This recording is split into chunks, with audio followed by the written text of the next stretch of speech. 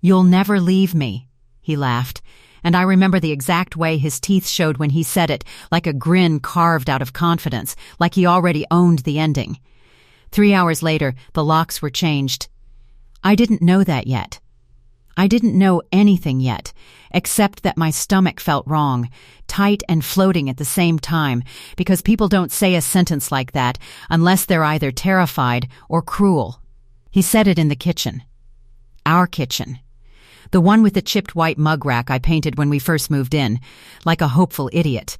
I was holding a dish towel, twisting it so hard my knuckles went pale. The faucet dripped in slow, patient taps, like the house was counting down for me.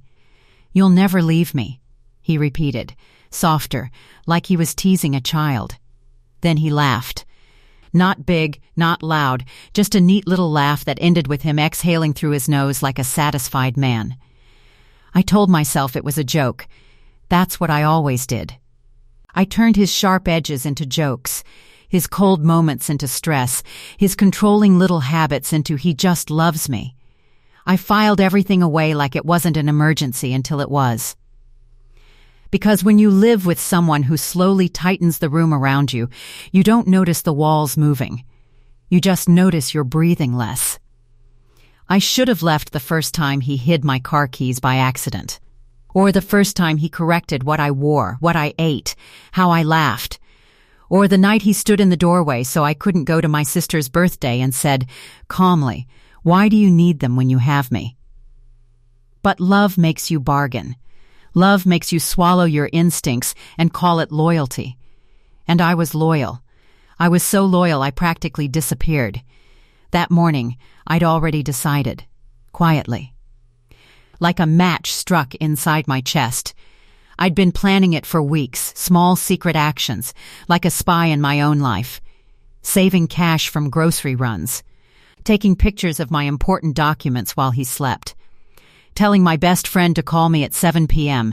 every night just to chat, because if I missed 2 calls, she would come. My friend asked once, "Are you safe?" And my throat tightened so hard I could barely answer. Yes, I lied. I'm fine. But that morning, something snapped into clarity. I looked at the calendar on the fridge, those little magnets shaped like fruit, and realized I hadn't written my own plans on it in months. It was all his work schedule, his gym, his meetings, his reminders. The calendar wasn't a calendar anymore. It was a command board. And I saw myself in the reflection of the microwave door, eyes dull, shoulders curled like I was trying to shrink into the tiles. I thought, if I stay, I won't die dramatically. I'll die slowly. I'll become a ghost who still folds laundry. So when he came in with his phone in his hand and that smirk on his face, I did something dangerous. I told the truth. "I'm leaving," I said. The words didn't sound like me. They sounded like somebody braver wearing my mouth. He stared for a second, like his brain refused to process it. Then the smirk returned. Smoother, colder. He set his phone down and leaned against the counter, arms folded, like he was watching a show. "Leaving where?" he asked. "Away," I said. My voice trembled, but I held it. "I'm done." He laughed. That neat little laugh again. "You're not done," he said.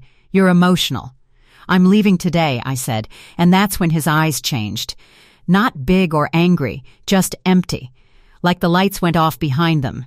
Then he stepped closer, and his voice dropped to something almost affectionate. "You'll never leave me," he laughed. "You don't even know how." Something inside me screamed. My pulse roared in my ears. But I didn't back down. I grabbed my bag from the chair, already packed, sitting innocently like a purse.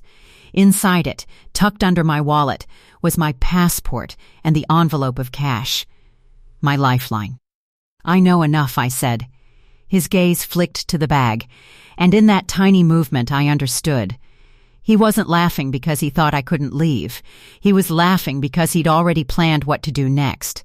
I walked out anyway. I told myself, just get to the car. Just get to the car. The house felt suddenly too quiet, too clean, like it was holding its breath. My shoes sounded loud on the hallway floor. He didn't follow me. That was the first thing that didn't make sense. He usually followed. He usually hovered, insisted, "Let's talk," blocked me with his body. But this time he stayed in the kitchen, and I heard him humming. Actually humming, like he was making coffee. It made my skin crawl. I stepped outside into the daylight and blinked like I'd been underwater. The sun hit my face, and for 1 second I felt stupidly hopeful, like maybe the world was still normal. My car sat in the driveway. My old blue sedan, dusty at the edges, a little dent on the back bumper from a grocery cart. It wasn't glamorous, but it was mine. I reached into my pocket for the keys. Empty. I froze. My pocket was empty. I checked my bag, rummaging fast. I dumped lipstick and receipts and my phone into my palm. No keys. I spun around and looked at the front door. The curtains shifted slightly. He was watching me. My throat went dry. I walked back inside, trying to keep my breathing steady like a person who wasn't afraid. The second I stepped into the kitchen, I saw them. My keys. Right there, on the counter, next to his coffee mug. He didn't look up. He took a slow sip like he had all the time in the world. "Looking for these?" he said, tapping them with one finger. My stomach dropped. "Give them to me," I said. He smiled. "Sit down," he said gently. "Don't make this ugly." I didn't sit. "Give them to me." He tilted his head like I was the unreasonable one. "You really think you can just walk out?" he asked. "After everything I've done for you?" I stared at those keys like they were a rope hanging over water. "I'm not your property," I said, and the sentence came out sharper than I expected. His smile twitched. Then he did something I still replay in nightmares. He lifted the keys and tossed them into the sink. Clink. He turned on the faucet. Water rushed over the keys like a miniature flood. "I'll dry them later," he said. "You're not going anywhere today." My hands shook.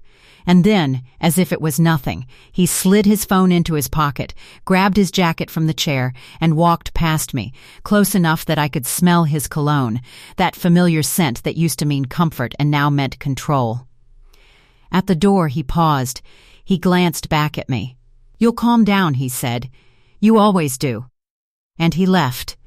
The front door clicked shut with a final sound that felt like a verdict. I stood there, alone, staring at the sink where my keys sat under running water, and I realized something horrifying. He wasn't trying to stop me with force. He was trying to stop me with confidence. He believed I couldn't outsmart him. He believed I would wait. I turned off the faucet and snatched the keys, shaking them dry with my sleeve like time was burning. My hands were trembling so hard I could barely hold them. I walked to the window and watched his car pull away, slow and casual. Then I did the only thing I could think to do. I ran. Not outside. Inside the house. To the bedroom. To the closet. To the places where my life had been stored like someone else's belongings. I yanked out the suitcase I'd hidden behind winter coats. I shoved clothes in without folding. I grabbed my documents, my jewelry box, the framed photo of my mother that he once said was creepy to keep on the nightstand. That photo mattered. It was my anchor. My mother's eyes in the picture looked straight at me like she could see through time. I whispered, "I'm doing it. I'm doing it." My phone vibrated. A text from my best friend, "You okay?" I typed back fast, "Leaving now. If I don't answer, come." Then I heard something that made my blood turn to ice, a metallic click. Not from my phone, from the front door. Someone was unlocking it. My suitcase handle slipped from my fingers. I stood frozen in the bedroom doorway, heart slamming, staring down the hallway. Footsteps. Calm. Unrushed. He was back. And I hadn't even made it to the car. He appeared at the end of the hall holding a small paper bag like he'd gone out for bread. He looked at my suitcase. Then he looked at me, and his face lit up with that same amused smile, like a man watching a mouse run in circles. "You're adorable," he said. My mouth went dry. "Why are you back?" I managed. He held up the paper bag slightly. "Forgot something," he said, and I thought, I should check on you. His eyes flicked to my bag, to the photo frame clutched in my hand. Then, slowly, he reached into his pocket and pulled out something small and shiny. A key. Not my car key. A house key. He twirled it between his fingers. Do you know what happens, he said softly, when you try to leave someone who already planned for you to stay? My stomach twisted. He stepped closer, and behind his back I saw it. A second key ring. My spare key ring. The one I kept hidden in the drawer under the towels. He had found it. He had been searching. 3 hours, he murmured, like he was savoring it. That's all it took for you to prove me right. I backed up until my shoulders hit the wall. He smiled wider. Put the suitcase down, he said. No, I whispered. His smile vanished in an instant, replaced by something flat and terrifying. Then he said, very calmly, if you don't put it down, I'll make sure you leave with nothing. And that's when I understood the real trap. It wasn't the keys. It wasn't the money. It was the house itself. Every object. Every corner. Every locked door. He had turned my home into a cage.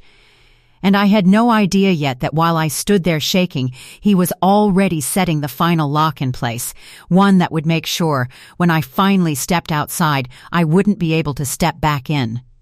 My back was against the wall, and he stood in the hallway like he belonged there more than I did, like the house had picked a side. Put the suitcase down, he repeated, calm as a doctor. I tightened my grip on the photo frame instead, my mother's face pressed to my palm. The glass was cold. The corners dug into my skin.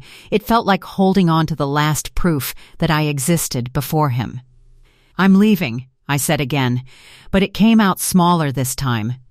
Not because I didn't mean it, because my body didn't believe it was allowed. He sighed, like I was exhausting. Then he took one slow step closer. Listen, he said softly, you're not thinking straight.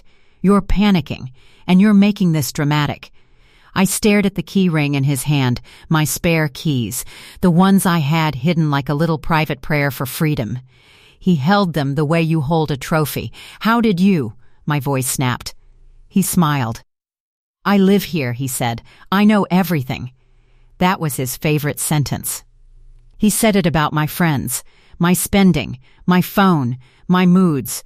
Like privacy was a childish idea I'd outgrown the minute I moved in with him. He glanced at the suitcase and then at the bedroom behind me like he was mentally taking inventory. You were packing, he said, more amused than angry. While I was gone. I had to, I whispered. His eyes narrowed. No, he corrected, still in that gentle voice. You wanted to. And there it was again, his ability to twist my survival into betrayal. He reached past me and flicked the light switch off. The bedroom went dim, lit only by the hallway glow behind him. Shadows pooled in the corners like dirty water. Stop, I said automatically. He flicked it on. Then off again. On. Off. Like he was reminding me he controlled even the simplest things. You see, he said, almost kindly, everything here is mine too, including the mood. My throat burned. I tried to steady my breathing, to think like a person with options. My phone, my friend, the cash, the documents, the door. But he was between me and the exit. And I knew, if I ran at him, he'd grab me. If I screamed, he'd smile and call me unstable. If I fought, he'd win. Not because he was stronger, but because he was practiced. So I did the one thing he never expected. I played small. I let my shoulders slump. I lowered my chin like a guilty child. I forced tears into my eyes until my vision blurred. I just need air, I said, voice shaking. I can't breathe. I'm spiraling. He watched me closely, suspicion flickering. He loved this part. The moment I cracked. The moment he could label me. You're spiraling? He repeated like he was tasting the word. I nodded quickly. I'm sorry, I whispered. I'm sorry. I don't know what I was thinking. His face softened with satisfaction, not with compassion, with victory. That's better, he said, stepping closer. Come here. No. Every part of me screamed no. But I moved forward anyway because the fastest way out of a trap is sometimes to stop yanking and start loosening. He opened his arms as if he was offering comfort. I walked into them like a woman walking into a storm. His embrace was tight, too tight, and his chin pressed against my temple like a stamp. He inhaled deeply like he was smelling my fear. "You're safe," he murmured, and I almost laughed at the cruelty of it. Safe. Inside a cage. While he held me, I let my arms wrap around his back just enough to look convincing. Then I slid my hand downward, slow, deliberate, like affection. His phone bulged in his pocket. I felt it under my fingers. I kept my face pressed to his shoulder, hiding my expression. My heart pounded so hard I thought he could hear it. I could do it. I could take his phone. But if he caught me, this would turn ugly fast. So instead, I took a smaller risk. I slid my fingers into his jacket pocket. And I found a second set of keys, cool metal against my skin. A car key. His car key. I held it for 1 second, just long enough for my brain to photograph it, then I let it go back into his pocket like I never touched it. Because I wasn't trying to steal. I was trying to map the exits. He pulled back and looked into my face, studying my tears. "There you are," he said softly. "That's my girl." My stomach rolled. "I just need to sit," I murmured, wiping my face. Can we talk?" He nodded like a king granting mercy. "Of course," he said. "We'll talk. We'll fix this. Fix this." Like I was a broken appliance, he led me back toward the kitchen, his hand on my shoulder, guiding, steering. I went along, eyes lowered, body quiet, like obedience had returned. But my mind was sprinting. He sat me at the table and placed the paper bag in the center. It smelled like fresh bread, warm and sweet. The smell made my eyes sting, because it was so normal, so domestic, like the world hadn't just tilted. He pulled out a small loaf and a little tub of butter, setting them down like a peace offering. "I thought we could eat," he said. "Ground you." I stared at the bread like it was poison. He poured himself coffee and leaned against the counter, watching me. His gaze was heavy, the way a spotlight is heavy. "I don't want to fight," he said. "I don't want things to get messy." "What do you want?" I asked, voice small. He smiled. "I want you to stop listening to whatever nonsense is filling your head," he said. "And I want you to remember how good we are when you behave." Behave. Like my freedom was a dog trick. I swallowed hard and nodded once, pretending to accept it. Inside I was counting seconds, counting steps to the back door, counting how long it would take to grab my suitcase and run. "Where's your phone?" he asked suddenly. My blood turned to ice. "In my bag," I said carefully. He lifted his eyebrows. "Bring it here." My hands went cold. If he took my phone, I'd lose the one line to my friend. My one witness, my one lifeline. I forced a shaky laugh. "Why?" He shrugged. "So you don't do something stupid," he said casually, "like call people and embarrass yourself." I looked down, acting ashamed. "Okay," I whispered. I stood and walked back toward the bedroom with slow steps, like a woman going to fetch a forgotten scarf. But the second I turned the corner, my body changed. My lungs filled, my spine straightened. I moved fast and silent, grabbing my phone out of my bag with trembling hands. My friend's name sat at the top of my screen. I didn't call. Calling could be loud. Instead, I typed with shaking thumbs, "He's here." "I'm not safe. Come now. Call police if I don't answer in 10. I hit send. Then I did something else, something that felt like a flare shot into the dark. I turned on my phone's location sharing and sent it to her. My hands were shaking so hard I could barely tap the buttons. Then I heard him in the hallway. "Baby?" he called, too sweet. "What's taking so long?" My body jolted like a caught thief. I shoved the phone into my pocket and picked up something random, my hairbrush, like I'd been distracted. I walked back into the kitchen holding it up. "Sorry," I said. My hair's a mess." He looked at the brush, then at my pocket, his eyes narrowed slightly, suspicion returning. "Come here," he said, voice gentle but sharp underneath. I stepped forward. He held his hand out. "Phone," he said. I hesitated half a second too long, and that half second was enough. His expression shifted. The warmth drained away, his jaw tightened, and his eyes went flat. "You called someone," he said quietly. "No, I lied too fast." He stepped closer. "Give me the phone," he repeated, each word precise. I backed up instinctively, my heel hitting the table leg. "Stop!" he said, voice still low. "Don't do this!" I swallowed. I didn't call anyone, I insisted, but my voice cracked. He tilted his head like he was listening to a sound I couldn't hear. Then he smiled, not the amused smile, the dangerous one. "Oh," he said softly, "so you want to play games?" He moved fast, so fast my brain didn't catch up until his hand was already gripping my wrist, twisting, just enough to hurt. I gasped. He pulled the phone out of my pocket like he'd done it 1,000 times. He unlocked it, and the screen lit up with my message thread. I watched his eyes scan the words. "He's here. I'm not safe. Come now. Call police." His face didn't explode with anger. It did something worse. It went calm. He looked up at me, still holding my wrist, and smiled like he'd just been handed permission. "You want to bring outsiders into our relationship?" he asked softly. My throat tightened. "Let me go." He released my wrist slowly, like he was showing restraint. Then he held up my phone, and with a smooth movement, he walked to the sink and dropped it in. Splash. My phone disappeared under the water like a drowning bird. I lunged forward, pure instinct, and he grabbed my shoulders and shoved me back, not hard enough to bruise, but hard enough to remind me, I decide what happens. I stood there shaking, staring at the sink. My whole lifeline submerged. He turned off the faucet calmly, like he was finishing a chore. Then he looked at me and said, almost gently, now he whispered, "You really can't leave." And in that moment, as I stood in the kitchen with my wet phone and my burning wrist, I heard something outside. A car door.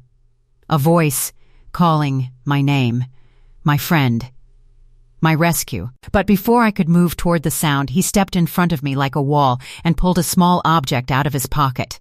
A tiny silver cylinder. A new deadbolt key. He dangled it between us, smiling. "You're going to sit," he said softly, "and you're going to smile when she knocks. Because if you don't," his eyes flicked to the bedroom where my suitcase waited, "you'll leave with nothing, not even your name." And the front doorbell rang.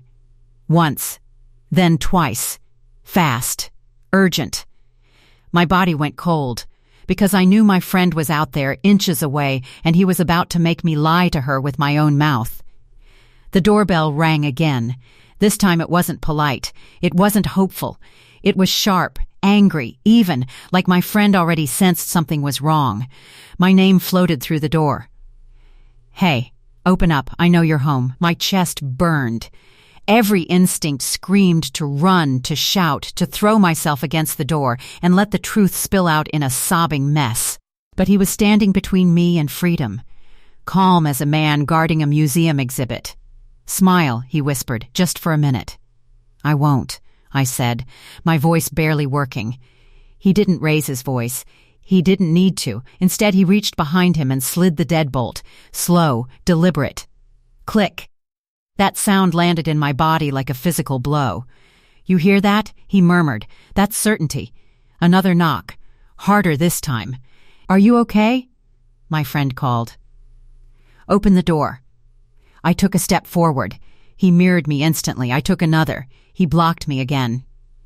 "You open that door without my permission," he said softly, "and I swear to you, I'll make sure you regret it for the rest of your life."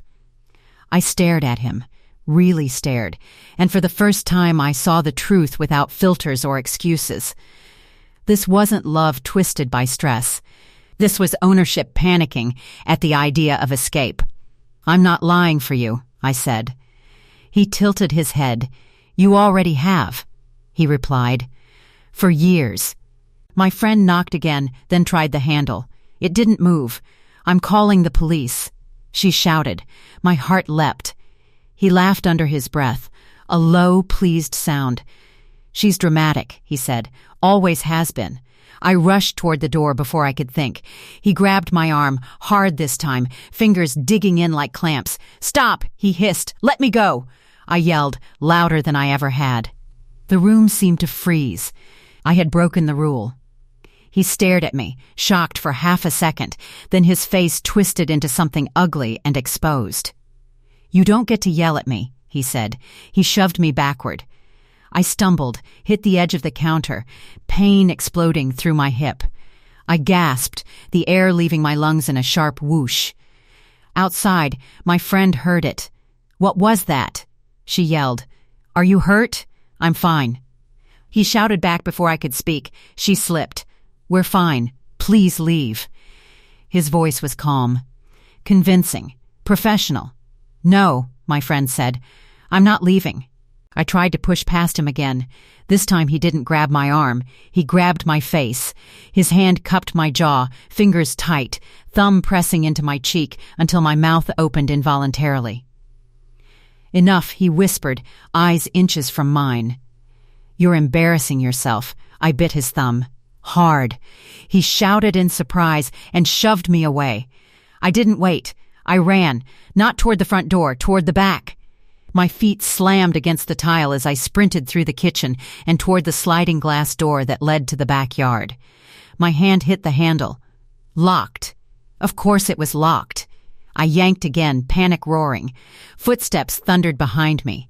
I turned just as he reached me, grabbing my shoulders and spinning me around. You really don't listen, he snarled. He dragged me away from the door, my feet slipping, my nails scraping uselessly against the floor. Stop. I screamed. This time I didn't care who heard. I screamed my friend's name. I screamed for help. I screamed until my throat burned. He slammed me against the wall, forearm pressing across my collarbone, not choking, not enough to leave marks, just enough to dominate. Quiet, he said through clenched teeth. You want the police involved? You want your life ripped apart? Yes, I sobbed. I want out. Something flickered in his eyes then. Fear. Pure, naked fear. Because he realized, maybe for the first time, that I wasn't bluffing. Sirens wailed faintly in the distance. My heart stuttered. His head snapped toward the sound. My friend. She'd called.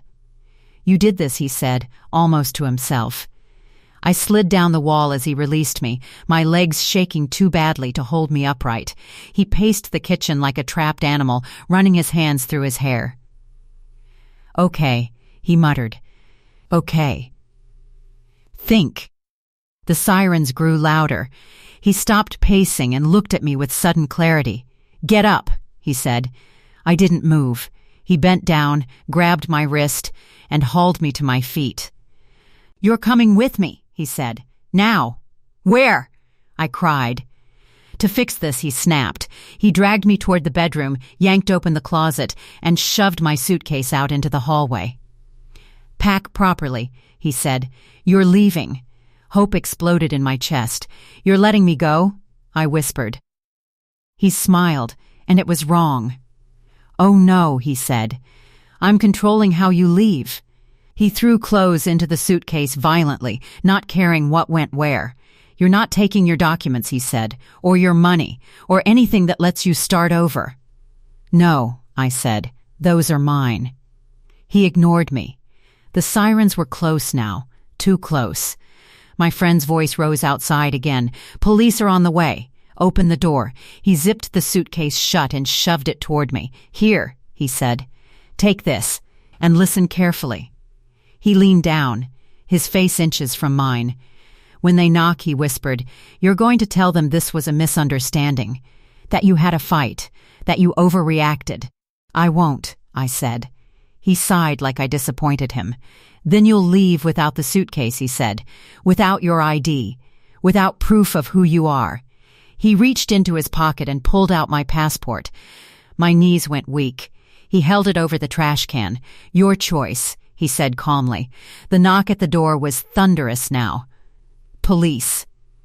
A voice shouted, "Open the door." My friend cried my name from behind them. I looked at the passport. I looked at the suitcase. I looked at him. And suddenly the symbolism slammed into me so hard it almost knocked the breath out of my lungs. The suitcase wasn't freedom. It was bait. Everything I needed to survive wasn't in that bag. It was already in me. "Do it," I said. He blinked. "What?" "Throw it away," I said, voice steady. "I'll get new papers. I'll build a new life." His hand froze. I stepped past him, heart racing, and walked toward the front door. He grabbed my arm one last time. "You can't," he said, panic leaking through. "You won't survive without me." I turned around and looked him dead in the eyes. "I already did," I said. Then I wrenched my arm free and unlocked the door. The police stood there. My friend stood behind them, eyes wild with fear and relief. And for the first time in years, the house didn't feel like it was closing in on me. It felt small. Behind me, he said nothing. Because he finally understood something too. I was leaving. And there was nothing left for him to lock. The night air hit my face like a shock of cold water. I stood on the porch barefoot, one arm wrapped around myself, shaking so hard my teeth rattled. The police lights painted the house in violent blues and reds, flashing over the windows that had once felt like eyes watching me. My friend rushed forward and grabbed me, crushing me into her chest. I smelled her perfume and laundry soap and almost collapsed from the normalcy of it. "You're safe," she kept saying. "You're safe. You're safe." I wanted to believe her. Behind us, the police spoke to him. Calm voices. Controlled questions. He answered smoothly, hands open, posture cooperative. He looked like the reasonable one, the reliable one, the man dealing with an emotional situation. I hated how good he was at that. One officer approached me gently, crouching a little so we were eye level. "Ma'am," he said softly. "Do you want to leave with your friend tonight?" "Yes," I said immediately. The word burst out of me. He nodded. "Do you feel safe going back inside to gather essentials?" I glanced at the house. The doorway yawned open behind me like a mouth that had finally let go of its prey. "No," I said. "I don't." And the relief on the officer's face told me that answer mattered. They escorted me inside anyway. But not alone. 2 officers walked ahead of me, their presence filling the rooms differently. The house felt smaller now, less powerful, like a stage after the audience leaves. I moved through it in a daze, grabbing only what I could carry in my arms, my mother's photo, my wallet, my shoes. Everything else felt contaminated, heavy with memories that weren't mine anymore. He watched from the living room, arms crossed, face unreadable. When I passed him, he leaned close and murmured, "You'll be back." I stopped. I turned. And for the first time, I didn't feel afraid of him. "No," I said quietly. "I won't." Something in my voice must have reached him, because his face hardened, not with anger, but with disbelief. Like he'd just realized a spell stopped working. The officers guided me back outside. My friend wrapped an arm around me and led me to her car. I sat in the passenger seat, clutching the photo frame to my chest like a shield. As we pulled away, I looked back once. He stood in the doorway of the house, silhouetted by flashing lights, watching me leave. And I knew, this time, it was real. 3 hours later, I was sitting on my friend's couch, wrapped in a blanket that smelled like fabric softener and safety. The adrenaline wore off in waves, leaving behind trembling exhaustion. I didn't cry. Not yet. The house across town buzzed in my thoughts like a live wire. Every corner of it still lived inside my body. My phone was dead, waterlogged, silent. I stared at it on the coffee table like it was a casualty. "Try to sleep," my friend said gently.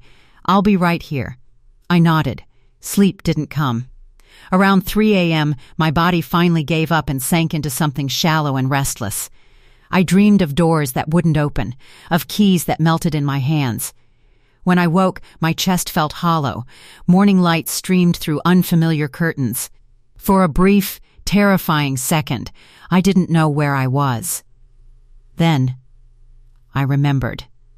I was out. The realization hit me like grief. Because freedom doesn't arrive like fireworks.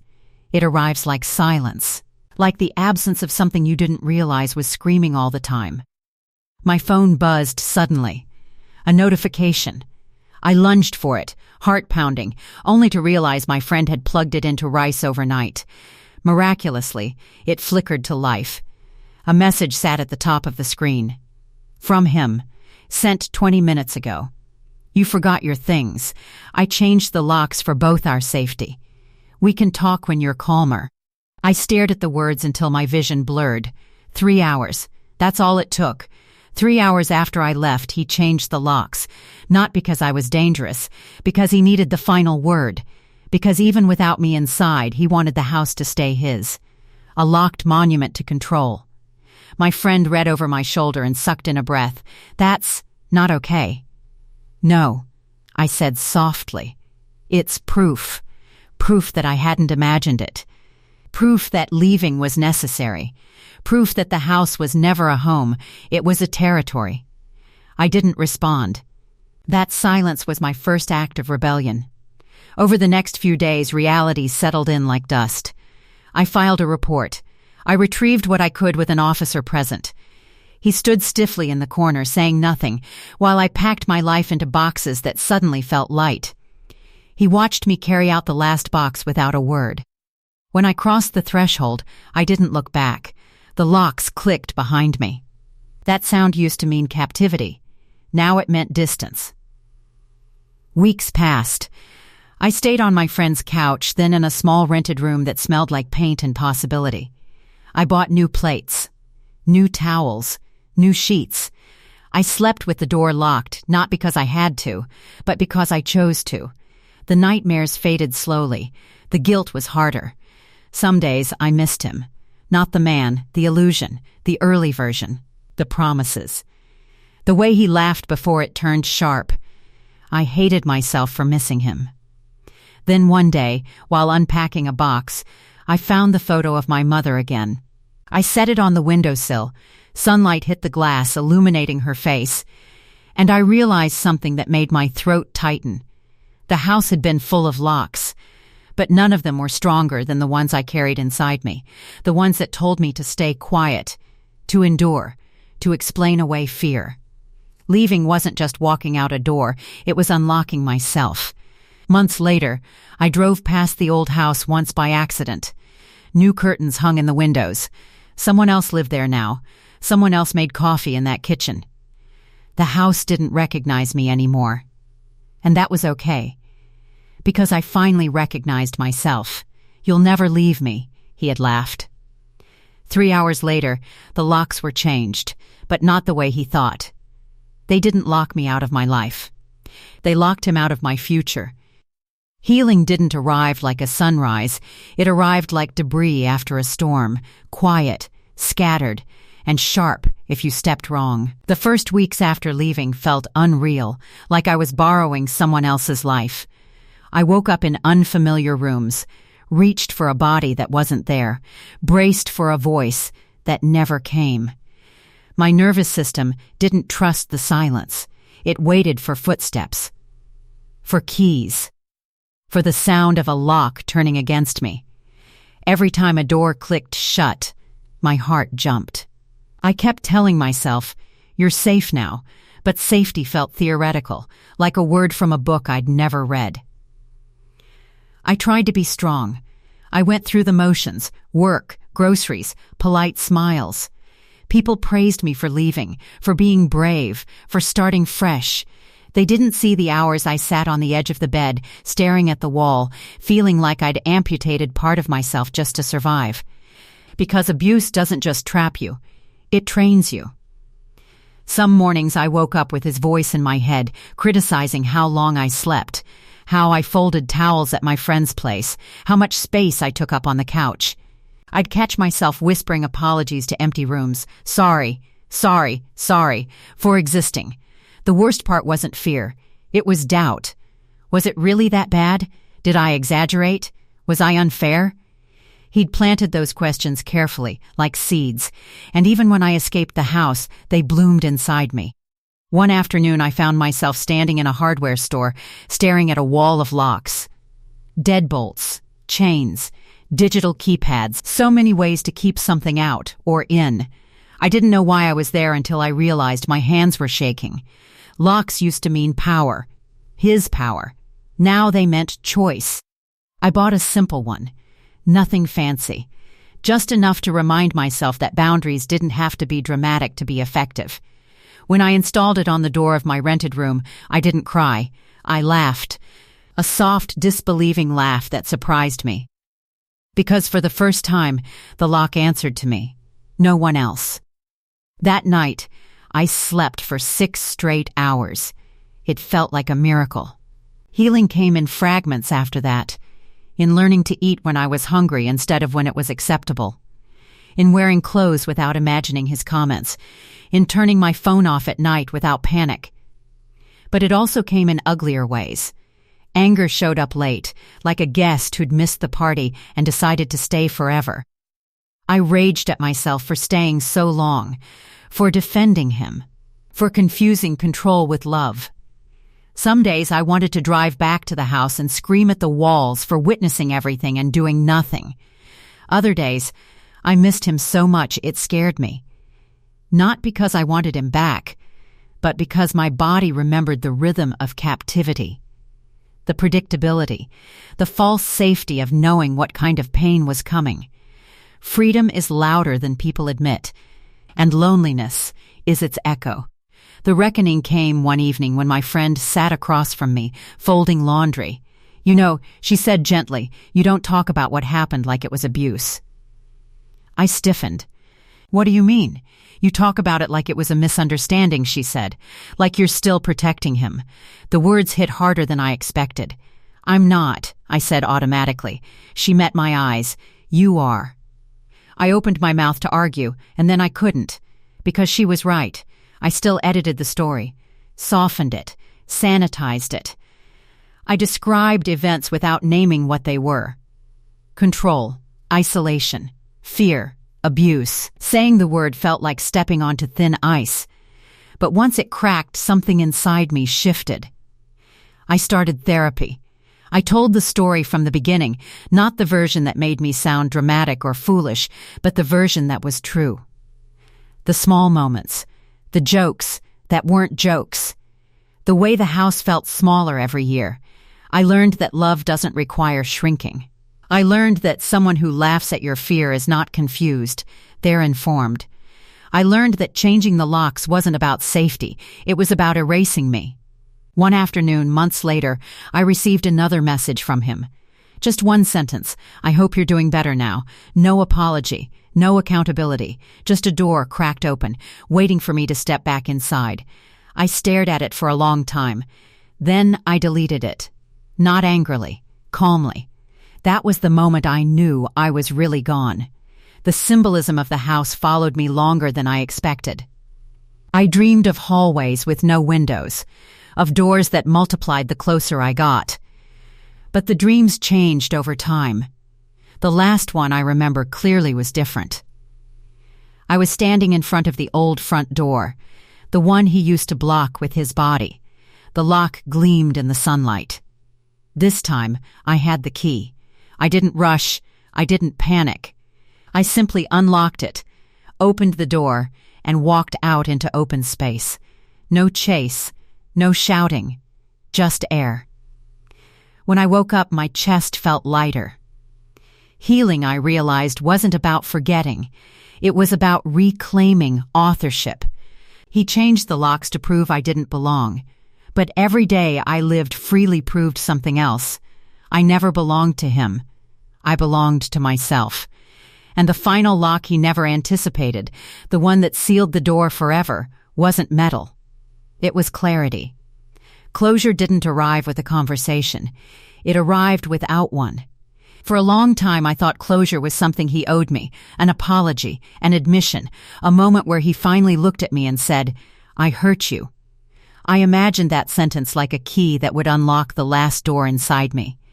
But the truth was harsher and simpler. Some doors don't open, they rot, and one day you stop knocking.